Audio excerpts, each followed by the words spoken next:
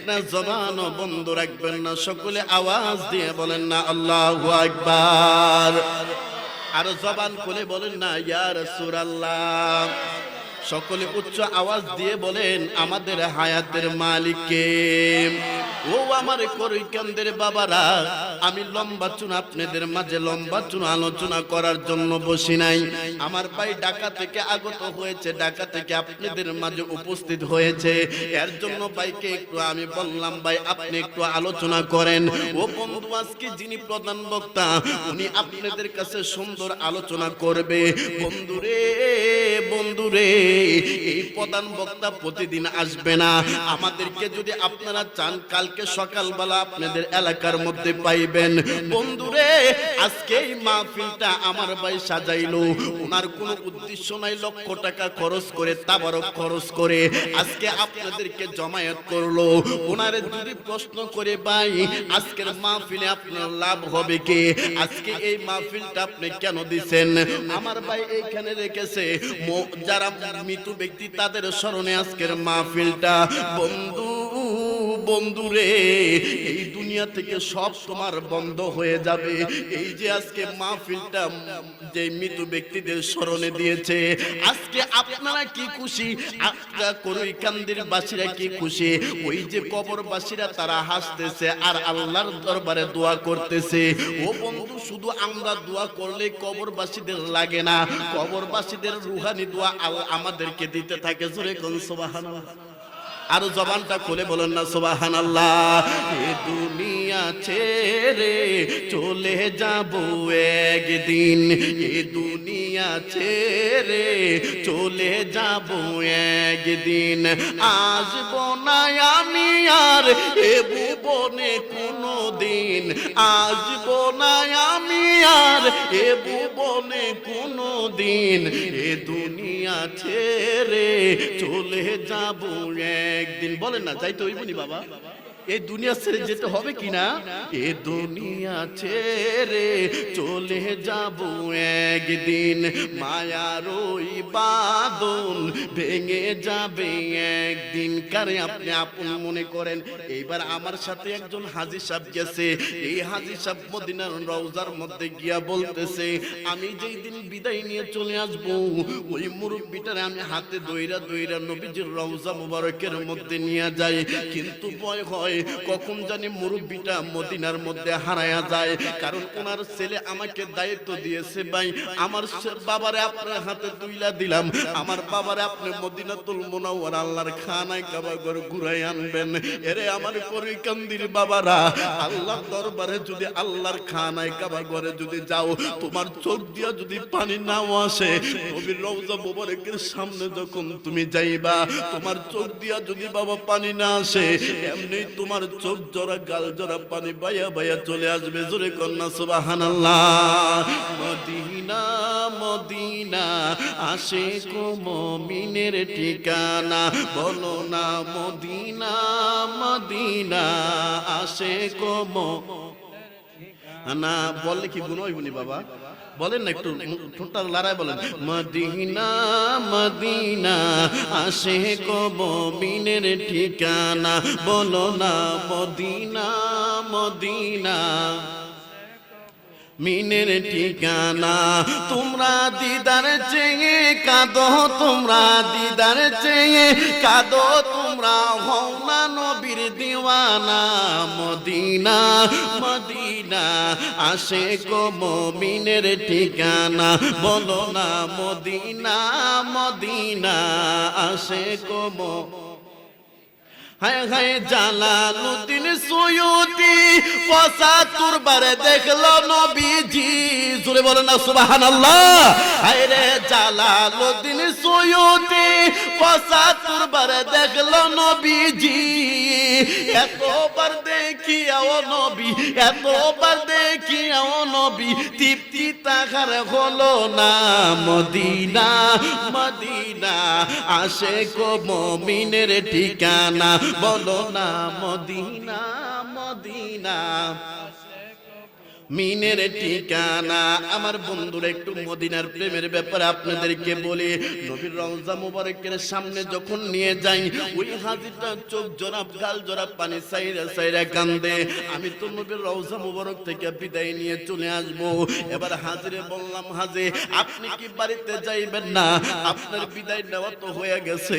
ওই রওজা মুবারকের মধ্যে দুইটা হাত নাড়ায় নাড়ায় বলে, ইয়া রাসূলুল্লাহ, নবী গো, ও মায়ের নবী, আপনি আমারে কবুল কইরা নেন। আমি আর বাংলার জমিনে যাইতে চাই না গো নবী, আমি আর বাংলাদেশে যাইতে চাই না। ও বন্ধু, নবীর রওজা মোবারক শুধু সারা জীবন শুনলাম, আমি গুনাহগার, সারা জীবন যখন শুনলাম। মদিনা মদিনার যতই দেখি রওজা শরীফ ততই ভালো লাগে। আহা, যতই দেখি রওজা শরীফ ততই লাগে। সবুজ গম্বুজ মোবারক কত যে শান্তি লাগে। সবুজ গম্বুজ মোবারক কত যে শান্তি লাগে।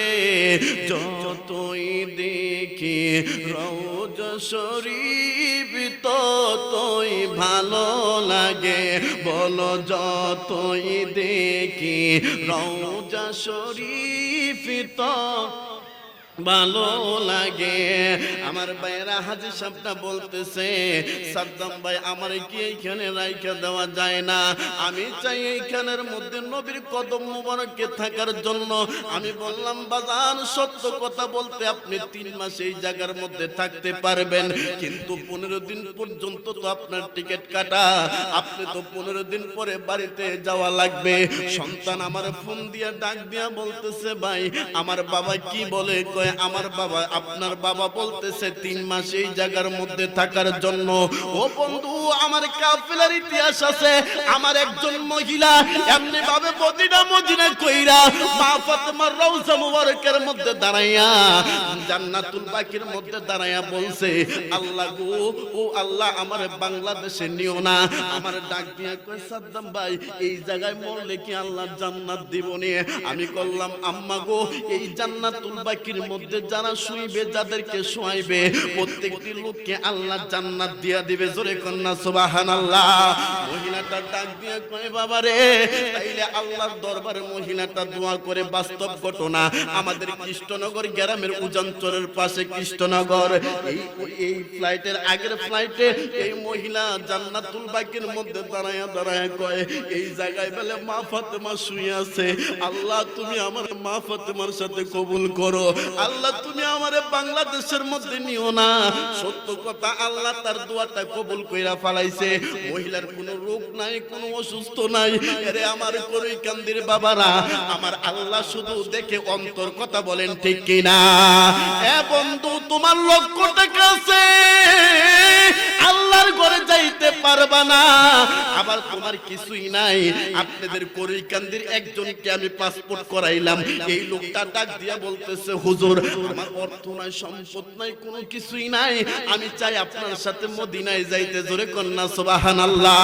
এই যে 2 দিন আগে বাইটার আমি পাসপোর্ট করাইলাম, এই লোকটা যদি আল্লাহ তৌফিক দেয় কিছু দিনের মধ্যে যাবে। আলহামদুলিল্লাহ। আর জবান করে বলুন আলহামদুলিল্লাহ। নবীর রওজা যাইতে চাই কি চাই না? নবীর রওজা শরীফ দেখে মন ভরে। সত্যই নবীর রওজা মোবারক দেখলে মন ভরে না। সুবহানাল্লাহ বলেন। এই 1 বছরের মধ্যে আল্লাহ আমার 5 বার নিছে। আমি মাত্র আছি 1 সপ্তাহ হয় নাই, গেছে শুক্রবার। কালকে যদি শুক্রবার হয় তাইলে আমার 1 সপ্তাহ হবে। আমি বাংলার জমিনে আছি। আলহামদুলিল্লাহ বলেন। বন্ধুরে, নবীর রওজায় যতই যাই ততই যাইতে মনে চায়। আমার এই বাইটা আছে, আবার 12 তারিখে আবার আমরা যাচ্ছি। আলহামদুলিল্লাহ বলবেন না? যতই দেখি রওজা শরীফ ততই ভালো লাগে। বলো, যতই দেখি রওজা শরীফ ততই ভালো লাগে। সবুজ গম্বুজ মোবারক কত যে সুন্দর লাগে। সবুজ গম্বুজ মোবারক কত যে সুন্দর লাগে, যতই দেখি রওজা শরীফ ততই ভালো লাগে। এর জন্য বলি বাবা, তোমার যদি বাবা যদি উপযুক্ত হয়, বাবার মনে চায় আমি মক্কা মদিনা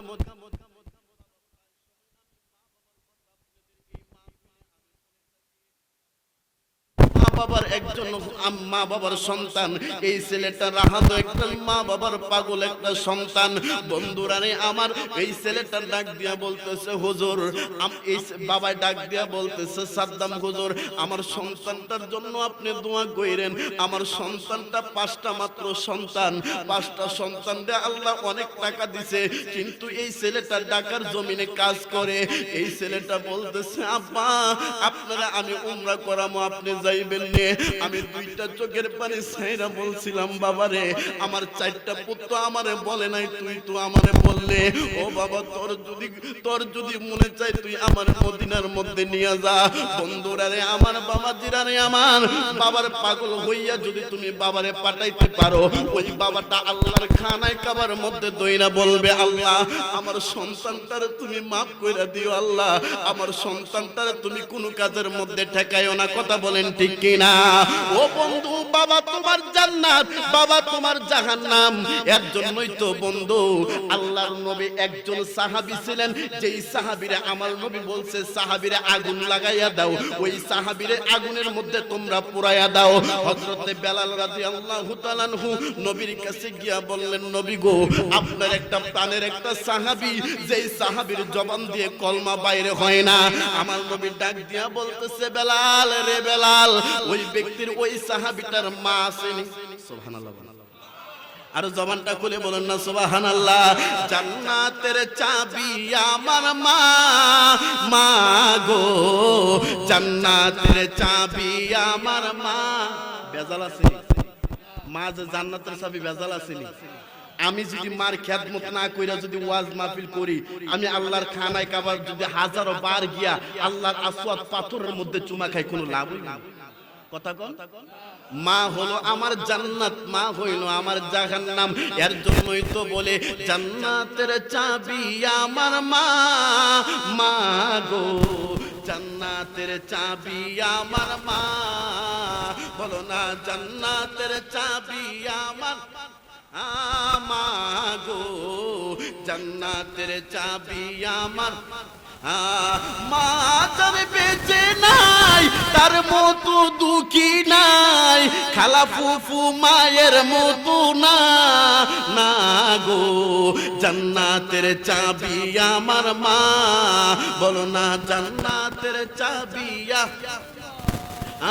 মা গো জান্নাতের চাবি মা। আমার নবী ডাক দিয়া কয় বেলা